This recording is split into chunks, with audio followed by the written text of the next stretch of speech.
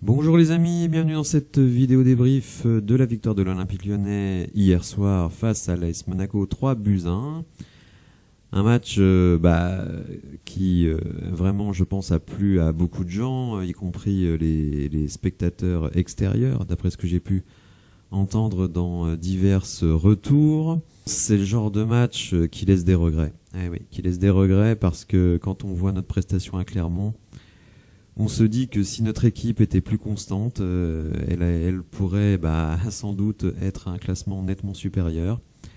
Mais bon, on le sait, ce sont nos joueurs, sur courant alternatif, capables du meilleur comme du pire. Et le pire, on l'a connu dans ce match, puisque dès la 11e seconde, on arrive quand même à offrir un penalty à l'adversaire, avec une anticipation défensive complètement pourrie de Diomandé. J'avais mis un petit commentaire quand j'ai vu la composition des équipes. J'ai dit que le 4-2-3-1 me plaisait énormément, mais que j'avais de fortes craintes sur la défense. Et bien, 11 secondes après le début du match, vous accordez un penalty, donc erreur de Diomandé, sortie totalement hasardeuse de Lopez, qui dans un premier temps hésite à y aller, qui finalement y va, évidemment, fait la faute. 1-0 donc au bout d'1 minute, vraiment ça pouvait pas être un départ plus mauvais de la part de notre équipe. Et ensuite les minutes qu'on suivit, on a quand même pris le bouillon, faut quand même le dire, face à cette équipe de Monaco qui a vraiment très très bien débuté pendant à peu près 20 minutes. Et après, sans vraiment qu'on puisse l'expliquer, Monaco a arrêté de jouer et c'est là où l'OL a vraiment pris le contrôle du match et ne l'a pas lâché jusqu'à la dernière minute. Alors on retrouve ce scénario évidemment dans l'attaque momentum, vous le voyez ici, début de match extrêmement timide de notre part. Et ensuite, on a commencé à jouer. On parvient à marquer grâce à Alexandre Lacazette, extrêmement bien servi par Bradley Barcola, lui-même bien servi par Koumbedi, et on peut dire que c'est la seule bonne action de Koumbedi en première mi-temps, où il a été en très très grande difficulté, battu dans tous les duels, perdant énormément de ballons. Koumbedi m'a fait peur, mais il faut bien reconnaître qu'il envoie une très très bonne passe sur Barcola. Bon, vous le voyez, la deuxième mi-temps, ça a été un cavalier seul de l'OL. Une fois que le score 3-1 a été acquis, on va dire les 15-20 dernières minutes ont été extrêmement neutre.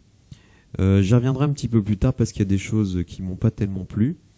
Alors le deuxième but, il fait suite à un très bon travail de Ryan Cherki. Bon, vous avez sans doute vu l'action en replay, puisque il fait une roulette où il élimine totalement son défenseur. Il enchaîne malheureusement un tir qui va être détourné par le gardien, et Maxence Cacré, qui était à l'origine de l'action, parvient à conclure. Et vous allez voir quand on fera un petit point statistique que Maxence Cacré a vraiment mis la surmultipliée depuis quelques temps. Et on retrouve le même Ryan Cherki, donc qui après un très très bon travail sur le côté droit de la surface de réparation, parvient à enchaîner pied gauche, poteau rentrant. Donc là vraiment il a fait quelque chose de très intéressant.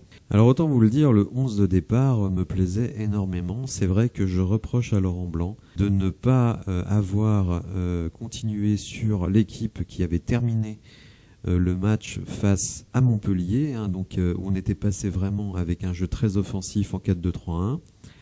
Il n'a pas répété ce schéma à Clermont et j'en étais très très déçu. Et là, pourquoi? Alors, en tout cas, je m'en félicite. Il a décidé, face à Monaco, qui est pourtant une équipe très offensive, de mettre un 4-2-3-1. Et moi, je suis content parce que déjà, dans l'absolu, c'est mon système de jeu préféré. Et en plus, je pense qu'on a des joueurs qui peuvent tout à fait le faire. Alors, si Jeffinho a été un peu en retrait, moi, j'ai quand même apprécié son travail. Je trouve que pour un joueur qui finalement joue peu, il est plutôt pas mal, il tente des choses. Alors c'est vrai, pour le moment il manque un peu d'efficacité, mais attendez, il a quand même très très peu de matchs devant lui, enfin derrière lui pour le coup. Je pense qu'il a beaucoup de matchs devant lui, et en tout cas là on a deux joueurs comme Barcola et Jeffinho qui savent vraiment bien prendre la profondeur, qui savent dédoubler, qui ne sont pas avares de repli défensif. Ryan, c'est un peu plus compliqué. Lacazette, lui, malheureusement, C'est un peu le défaut de ce système, c'est que comme Ryan ne fait pas beaucoup d'efforts, Lacazette est souvent obligé de redescendre pour aider quasiment au milieu de terrain. Donc on a très souvent vu Lacazette carrément derrière Ryan Cherki, comme si Ryan Cherki était l'avant-centre de notre équipe. Donc ça, c'est un peu le défaut de ce système. Bon, c'est un peu dommage quand même de devoir s'adapter au jeu d'un joueur de 19 ans. Moi, je trouve ça très embêtant. Lacazette, il doit être devant. Qu'il revienne aider de temps en temps, ça ne me gêne pas. Mais là, si on allait regarder sa heatmap, d'ailleurs, on va le faire. Donc vous voyez la heatmap d'Alexandre Lacazette. Donc on attaque de ce côté-là. Finalement, très très peu dans la surface. Et toujours ici au milieu de terrain et des replis défensifs. Bon, ça, on a un peu l'habitude. Vous voyez que souvent, il s'est retrouvé quand même à l'aile gauche. Et donc, finalement, très peu dans la surface et très très souvent redescendre au milieu de terrain. C'est notamment pour compenser soit le fait que Ryan partait sur un côté, soit tout simplement pour aider sur le plan défensif. En tout cas, moi, j'apprécie ce 4-2-3-1. Il est plus offensif. C'est vrai que on peut se dire quand même que si Diomandé ne fait pas son erreur et Lopez une sortie hasardeuse dès le début de match, eh bien, je pense que vraiment on domine très facilement cette équipe de Monaco que j'ai trouvé vraiment très très très moyenne. C'est une équipe qui est très fracturée en interne. On sait que le coach va partir, on sait que Ben Yedder, qui est capitaine de l'équipe, va partir. Donc les mecs finalement ils sont un peu démobilisés, ils s'en foutent un peu et finalement avec leur mauvaise performance des derniers matchs, eh bien ils se retrouvent quand même à la portée de Lille pour la 4e place, ce qui serait quand même un sacré fiasco pour eux parce qu'ils ont été longtemps à la lutte pour le podium et ensuite avec une 4e place quasiment assurée pour aller en Ligue Europa et finalement ils vont peut-être se retrouver 5e voire 6e si Lille et Rennes leur passent devant, ce qui est tout à fait possible. Donc 20 premières minutes difficiles, notamment donc grâce au pressing de Monaco et puis surtout un nombre d'erreurs techniques absolument incalculables sur la relance, que ce soit Lukeba mais surtout Diomandé et Koumbedi, vraiment. Dès que le ballon partait de ce côté-là, c'était quasiment balle perdue systématiquement. Donc ça a quand même été vraiment un problème. Après, Monaco a vraiment baissé d'intensité et là, on a mis le pied sur le ballon et ensuite, ça a été quand même une balade. Mais une balade avec quand même beaucoup de beaux jeux. Je pense que, bon, si on enlève ces 20 premières minutes, c'est peut-être un de nos plus beaux matchs de la saison. Alors c'était sympa déjà ce qui se passait sur le terrain, mais aussi avec des supporters extrêmement présents et qui régulièrement ont rendu hommage à Jean-Michel Aulas. Donc ça faisait plaisir. On sait que la semaine prochaine, face à Reims, il y aura vraiment un hommage, on va dire, formel pour Jean-Michel Aulas, qui n'était pas dans le stade hier, qui, sur Twitter ce matin, a remercié les supporters pour les chants. Mais bon, la grande cérémonie, sans doute très émouvante, ce sera pour le match la semaine prochaine face à Reims. Alors un petit mot quand même d'Anthony Lopez parce que effectivement pour moi il est en partie responsable sur le penalty. Pour moi la première responsabilité c'est Diomandé qui laisse partir Ben Yedder dans son dos. Il a fait encore de gros arrêts. C'est vrai qu'on encaisse qu'un but mais on le doit en grande partie à Anthony Lopez qui fait des arrêts extraordinaires. Par contre, mais ça je crois qu'on ne le changera jamais, Anthony Lopez, les relances au pied c'est une catastrophe. C'est abominable. Et quand je disais que on était très fébrile sur les relances en jeu court, c'est aussi à cause d'Anthony Lopez. Et puis alors, quand il a affaire à Koumbedi et à Diomandé dans un mauvais jour, à un moindre niveau, Lukeba, même Tagliafico a perdu des balles sur la relance. C'est sûr que là on a vraiment souffert en début de match. Bon, après, comme Monaco était beaucoup moins haut et moins agressif, on a été beaucoup plus tranquille pour relancer. Alors j'ai trouvé l'équipe globalement bonne. J'ai bien aimé le match de Corentin Tolisso parce que je trouve qu'il a été très souvent à venir en aide en défense. Donc ça c'était quand même très très bien. Donc par conséquent, évidemment, il était moins présent en attaque. Et par contre, c'est Maxence Cacré qui s'est énormément projeté tout en faisant un énorme travail à la récupération. Je trouve que depuis que Laurent Blanc lui a rendu hommage en conférence de presse et a dit que peut-être il pouvait marquer 10 buts par saison. Alors moi, je ne pense pas que Maxence Cacré puisse marquer 10 buts par saison. Mais vous allez voir dans les stats que finalement, il peut être au moins décisif 10 à 15 fois par saison, ce qui est d'ores et déjà le cas cette saison. Bon, Jeffinho est mal noté sur SofaScore, mais moi j'ai bien aimé son match. Je trouve que, et c'est là aussi un reproche que j'aurais à faire à Laurent Blanc, c'est qu'il aurait dû l'aligner beaucoup plus souvent depuis longtemps pour lui permettre de s'inscrire dans le jeu. On voit que maintenant il arrive à trouver des circuits de passe avec Ryan Cherki, avec Lacazette. Je pense que c'est vraiment un joueur qui peut s'inscrire dans un style de jeu court. Comme le dit Laurent Blanc, et je suis d'accord avec lui, on n'a pas tellement de joueurs très athlétiques dans l'équipe, donc il faut qu'on compense par une grande qualité technique et une vitesse de jeu, et je trouve que Jeffinho entre parfaitement dans ce registre-là. Alors Alexandre Lacazette, évidemment, marque une nouvelle fois son 26e but de la saison, mais il y a quelque chose qui ne m'a pas du tout plu hier, c'est que dans les 15-20 dernières minutes, Lacazette, il est vraiment rôti. Alors c'est pas ce qui m'ennuie, c'est pas qu'il soit rôti, parce qu'il a donné énormément les replis défensifs, le pressing, etc. Vraiment, il a été fantastique, mais je l'ai senti obsédé en cette fin de match par le fait de marquer un 27e but. En marquant ce soir, il revient à égalité avec Kylian Mbappé. Être meilleur buteur de la Ligue 1 sous l'ère Mbappé, évidemment, ça restera dans les livres. Et je trouve que Lacazette, il aurait dû demander à sortir. Franchement, sur les 15-20 dernières minutes, il ne fait plus rien. Il ne fait que marcher, il tente sa chance absolument sans se tenir compte de ce qui se passe autour de lui, tout simplement parce qu'il voulait marquer son 27e but, et ça m'a gêné. Je trouve qu'en tant que capitaine, une fois qu'il était cramé, il aurait dû demander à sortir. Et on était à 3-1, donc on aurait pu peut-être voir Amin Sarr. Alors vous allez me dire, Amin Sarr en pleine forme, c'est sans doute moins fort que Lacazette diminué. C'est peut-être vrai, mais je trouve que en tant que capitaine, il aurait dû montrer l'exemple et démontrer qu'il n'était pas obsédé par ses stats. Alors peut-être que Laurent Blanc aurait dit non, tu restes sur le terrain, je préfère que tu restes sur le terrain. Mais voilà, ça m'a gêné que Lacazette reste. Je trouve qu'il aurait dû sortir parce que pour moi, il était absolument cramé. Et puis évidemment, il y a la prestation de Ryan Cherki. Alors, je ne fais pas de détails sur les notes, mais je vois que Ryan Cherki, il a 8. Alors, ça c'est quelque chose qui me gêne énormément. Alors oui, il fait une belle roulette, mais je note qu'il ne marque pas le but. Il met un but ensuite, effectivement, avec un poteau rentrant. Donc sur cette action-là, je trouve qu'il a bien joué le coup, il n'y a pas de problème. Mais mettre 8 à un joueur qui, en première mi-temps, je pense, aurait été sorti par 90% des coachs.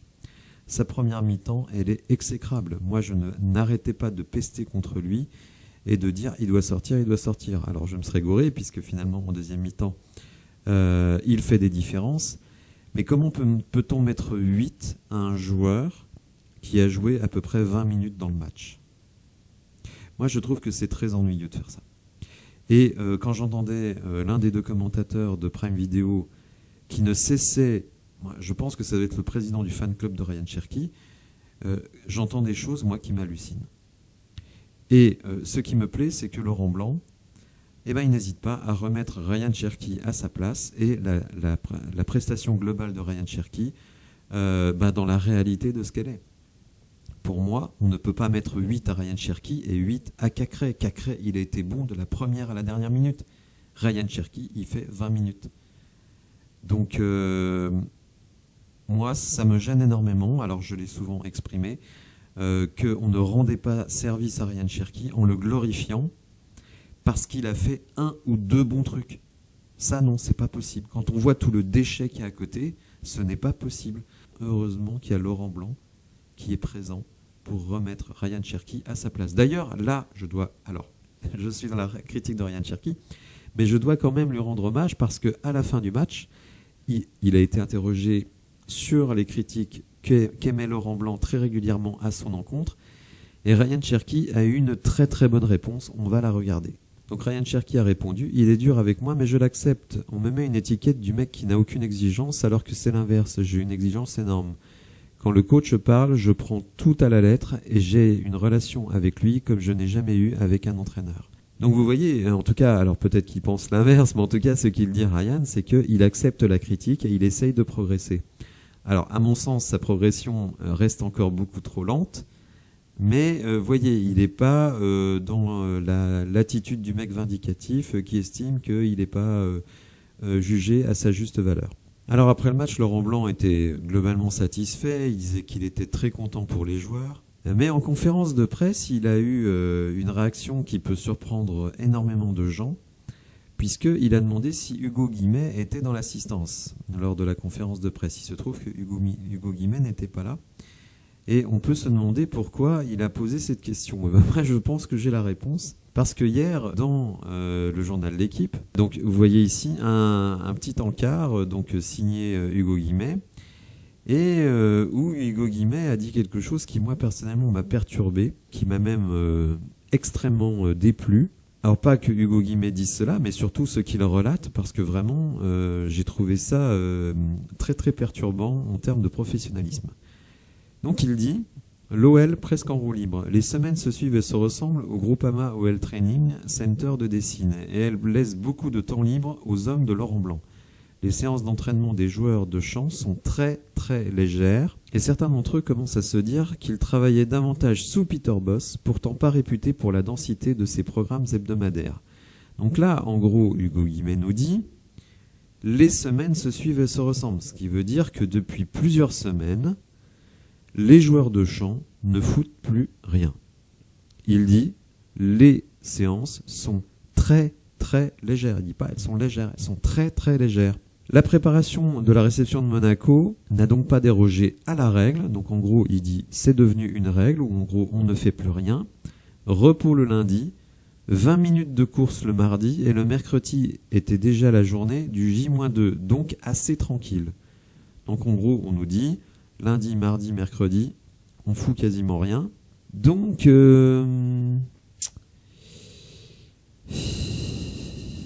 vous lisez ça, et je pense que Laurent Blanc, alors je sais pas s'il l'a lu, mais en tout cas, on lui a rapporté. Vous vous dites, non mais attendez, la saison, elle n'est pas finie. Et d'une certaine manière, Hugo Guimet fait un lien entre ce relâchement extrême dans l'intensité des séances d'entraînement et le fait que Laurent Blanc a dit que l'Europe s'est râpée. Donc en gros, si l'Europe s'est râpée, on va pas se triturer les méninges, on va pas trop se faire mal et on va pas trop préparer les séances. Et Laurent Blanc, vous le savez, c'est quelqu'un d'extrêmement zen. Et là, quand il a demandé si Hugo Guimet était là, je peux vous dire qu'il n'était pas zen du tout. Donc je vais suivre avec grande attention la prochaine conférence de presse parce que je pense qu'Hugo Guimet sera là. Et je pense qu'il va revenir sur ce petit article qui, effectivement, moi, quand je l'ai lu, m'a vraiment scandalisé. Et je peux même vous dire que si ce qui est écrit là est vrai, pour moi, ça remet en cause le maintien de Laurent Blanc à la tête de l'Olympique Lyonnais. Je ne peux pas accepter qu'à 5 ou 6 semaines, on va dire 1 mois de la fin du championnat, on puisse se relâcher alors que l'Europe, alors la défaite à Clermont évidemment, met en grand danger cette qualification, mais je veux dire, s'il dit les semaines se suivent et se ressemblent, ça veut bien dire que même avant le match de Clermont, on était dans cette démarche-là. Donc il va falloir mettre ça au clair parce que franchement, ça m'a fortement déplu. J'ai vu donc Laurent Blanc avec un œil noir pour la première fois depuis le début de la saison. Alors je ne sais pas si Hugo Guimet, on va dire, a reçu des échos de certains joueurs et ces joueurs-là, on va dire, l'ont un petit peu manipulé, ou si c'est la vérité, mais si c'est la vérité, franchement, ça ne me plaît pas du tout. Et le fait que ce soit sorti dans la presse, en tout cas, ça n'a pas plu du tout à Laurent Blanc. En tout cas, c'est comme ça que je l'interprète. Je ne vois pas d'autre explication pourquoi il aurait demandé est-ce que Hugo Guimet est là. Alors au classement, évidemment, cette victoire nous permet de revenir à la hauteur de Rennes, mais avec une différence de but nettement inférieure. Vous voyez, plus 22 pour Rennes, plus 17 pour nous. Donc on peut même considérer qu'on a 1 point de retard sur Rennes. Rennes qui se déplace à Ajaccio. Donc il faudrait vraiment un cataclysme pour que Rennes ne ramène pas au moins 1 point, mais à mon avis 3. La vraie question, c'est Lille qui reçoit Marseille. Alors Marseille, mine de rien, est obligé d'aller gagner à Lille, tout simplement parce que comme la Juventus a été éliminée de la Ligue Europa, la 3e place vous amène à un barrage pour vous qualifier pour la Ligue des Champions. Donc c'est une situation très embarrassante Bon, oublions un peu le classement parce que je pense qu'on se fait du mal si on y croit. Ce qui est important quand même, c'est de bien terminer la saison. Comme je l'ai expliqué, si on veut aller récupérer des joueurs, leur dire regardez, on a foiré notre début de saison, mais la deuxième partie est très bonne, on est dans le top 3 de la deuxième partie de saison, donc si on améliore tel aspect de notre jeu, on peut peut-être effectivement viser le top 3 pour la saison prochaine. Je ne dis pas que c'est un argument extraordinaire, mais en tout cas il y a plus d'arguments à faire ça plutôt que si sur la phase retour on est à nouveau 5-6e. Je pense que si on finit dans le top 3 avec un milieu de terrain en difficulté, beaucoup de jeunes joueurs, une défense K1, KA, je pense que ça peut être un vrai argument pour attirer des joueurs et leur dire voilà, aidez-nous à revenir dans le top 3 et vous en tirez les bénéfices si on se qualifie en Ligue des Champions. Alors pour terminer, on va regarder quelques petites stats assez intéressantes parce qu'il y en a eu beaucoup hier, parce qu'il y a eu des choses un peu surprenantes. Alors par exemple, je parlais de Selkoum Bedi, vous voyez qu'il a perdu 75% de ses duels en première mi-temps, 9 sur 12, des duels aériens, mais pas que. À un moment, il perd un duel au sol, il se retrouve à s'accrocher aux joueurs, enfin c'était n'importe quoi. Enfin, j'ai vraiment été très très inquiet par la première mi-temps de Koumbedi, même si c'est lui qui envoie Barcola pour le but de Lacazette. En deuxième mi-temps, il a été moins en difficulté, mais aussi Monaco a été moins dangereux. On parle souvent de la jeunesse de l'effectif, du manque d'expérience, du manque de qualité, et parfois, il faut le dire, du manque d'intelligence de notre équipe. Mais l'OL est le club ayant concédé le pénalty le plus rapide sur les 15 dernières saisons en Ligue 1, après 11 secondes. Lacazette, alors évidemment, Lacazette, notre superstar, s'il est décisif ce soir, Lacazette sera impliqué dans 30 buts en Ligue 1 pour la 3e fois de sa carrière, donc ça a été le cas puisqu'il a marqué un but. Depuis qu'Opta analyse le championnat français, seuls Zlatan Ibrahimovic et Kylian Mbappé ont déjà réalisé cette prouesse 3 et 4 fois. On continue avec les stats. On a concédé 11 pénaltys, le 11e pénalty concédé par l'OL cette saison. Aucun autre club ne fait pire en Ligue 1. Vous voyez, manque d'intelligence, manque de technique, manque de compréhension du placement, manque d'anticipation, manque de qualité, tout simplement. Et bien voilà, 11 pénaltys cette saison et il reste encore 2 matchs. Et nos gardiens, 11 pénaltys tirés, 11 pénaltys encaissés. Il faut quand même se rendre compte que la stat moyenne pour les pénaltys, c'est 75%. C'est-à-dire que le tireur a 75% de chances de réussir un pénalty. Face à l'Olympique Lyonnais, c'est 100%. Ça, c'est quand même un souci. Enfin, il y a un problème de travail de nos gardiens sur les pénaux. Et notamment d'Anthony Lopez, qui est réputé pour n'arrêter aucun pénalty. Et encore une fois, il s'est fait prendre. C'est quand même un souci, mine de rien. Anthony Lopez, évidemment, on l'adore. Il a le sang bleu et rouge dans ses veines. Il se donne à fond. On peut rien lui reprocher en termes d'engagement. Il nous fait des arrêts absolument extraordinaires. C'est un chat sur sa ligne. Mais sur les pénaux, sur les relances au pied, il y a vraiment un sujet. Et c'est pas à 32 ans que je le vois beaucoup progresser sur ces aspects-là. Alors je parlais de Maxence Cacré et de ses 10 buts. En fait, il met pas 10 buts, mais cette saison, alors qu'il a commencé la saison, on va dire, très très difficilement, il a vraiment commencé à très bien jouer depuis environ 5-6 matchs, eh bien c'est quand même 3 buts, 7 passes D, donc 10 fois décisif cette saison. C'est quand même très très bien. Et je trouve qu'il est plutôt sur une phase ascendante sur ce sujet. Alors sur la phase retour, nous revenons donc à égalité à la première place avec le PSG. Vous voyez, c'est ce que je disais. La phase retour pour le moment, alors sauf pour les autres clubs, puisqu'on a un match de plus que les 3 autres, PSG, Lens et Marseille. Si sur la phase retour, vous êtes dans le top 3, quand vous allez voir un joueur pour le recruter, c'est quand même un vrai argument. Enfin, selon moi, peut-être pas pour les joueurs, mais en tout cas pour moi, ça c'est un vrai argument.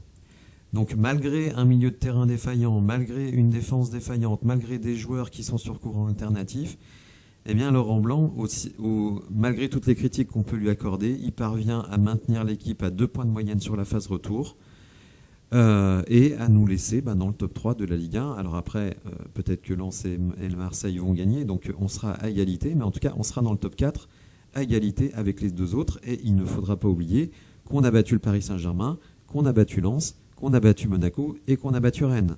Alors on a perdu 2 fois contre l'OM, mais bon, rappelez-vous le dernier match à la toute dernière seconde avec un CSC. Autant le jeu, il est critiquable, autant l'impact de Laurent Blanc sur la prise de points, il est réel. Alors beaucoup me reprochent de cibler Nicolas Tagliafico dans mes vidéos, et je vais continuer à le faire quand il est pas bon. Hein. S'il est bon, je vais le dire, mais quand il est pas bon, je vais le dire. Rendez-vous compte quand même que Nicolas Tagliafico a réussi un seul de ses 17 derniers centres au moment où la stat est sortie. On est à la 18e minute du match. Un seul des 17 derniers centres de Nicolas Tagliafico a trouvé un partenaire. C'est quand même un souci, me semble-t-il, pour un latéral qui monte. On est en droit quand même d'attendre beaucoup plus d'efficacité de la part de ce joueur. Les joueurs qui ont été les plus décisifs cette saison, alors évidemment Lacazette avec 36 goals and assists, alors c'est toute compétition confondue. Bradley Barcola, qui je le rappelle est titulaire depuis seulement la 2e partie de saison, donc 15, ça c'est quand même très très bien. Ryan Cherki, Maxence Cacré et Tété, qui lui est parti depuis le milieu de saison avec 10. Donc Tété, il avait quand même un vrai intérêt dans son aile. Donc là on revient sur les performances face aux gros de Ligue 1. Corentin Tolisso, que j'ai entendu être pas mal critiqué, on va dire sur d'autres chaînes. Corentin Tolisso, il n'a raté que 4 de ses 85 passes tentées ce soir. C'est le meilleur du match. Donc j'ai entendu des critiques sur lui qui me surprennent énormément. On continue avec les stats de Lacazette. Alexandre Lacazette, 16 buts, devient le meilleur buteur dans les 5 grands championnats en 2023 devant Erling Haaland.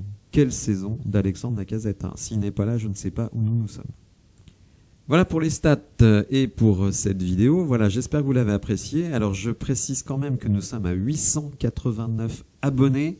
Donc il nous en manque 11 pour arriver à 900. Donc merci à tous ceux qui se sont abonnés récemment et tous mes abonnés en général. Et comme je le dis toujours, si vous êtes un habitué de la chaîne, que vous appréciez ce que je fais et que vous voulez me soutenir, abonnez-vous. C'est très important pour moi. Si vous avez aimé la vidéo, n'hésitez pas à la liker. Et je vous dis à bientôt pour de nouvelles infos. Merci, au revoir.